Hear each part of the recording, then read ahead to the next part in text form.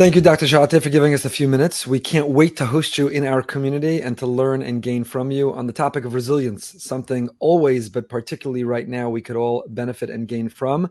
And we're very excited to have you in person.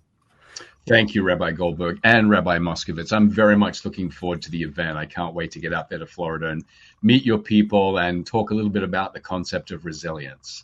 Great. So, in terms of that topic, you talk about a lot in your lectures, 7 emotions that you say get in the way of resilience. Obviously, we can't go into that now. Could you tease one of those emotions that gets in the way and maybe a little bit of a hint of how people could help conquer that negative emotion?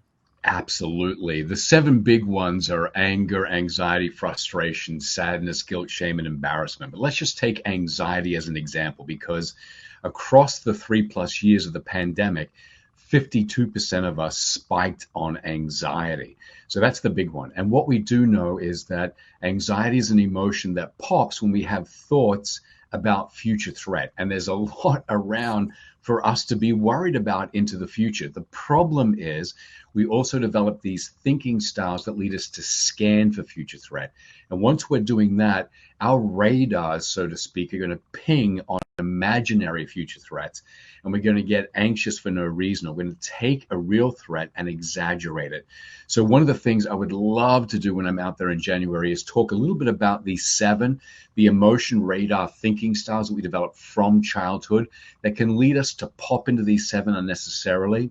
And once we're in that loss of emotion control zone, there's going to be a low ceiling on our resilience. Fortunately, there are easy skills that we can implement to get around these things with great success. It's going to make us happier, more satisfied, and certainly more emotion regulated. So can you give us just one other question? Can you give us a sense of one of those skill sets, a little hint or a little taste? Because I think many people are hopeless and they've given up. They just feel life is happening to them and this is how they feel and they have no control or influence over making it any different. So how could you give someone some hope that we can have some resilience? Well, here's the thing. We are very, very bad at mapping our true sphere of influence, as you just suggested. And even in the best of times, we're often giving up when we really do have control, or we are trying to wrest control over a situation that's actually outside of our control.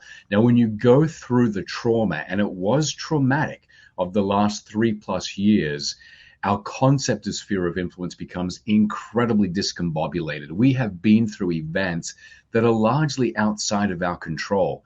And unfortunately, that means for many of us, we give up on everything. So I would love in January to help people, guide people towards truly mapping out where they do have control and where they do not. Just as a very quick example, when the pandemic first hit, I was up at nights worrying about the physical health of my parents half a world away in Australia, about which I could do very little. At the same time, my kids who were going into online school, I was kind of just leaving them to their own devices. So I was getting very obsessive about things that I couldn't control and neglecting things I could. We need to recalibrate that. And we'll definitely be talking about that in January. Fantastic. Dr. Shatte, we can't wait to host you in person. Thank you so much.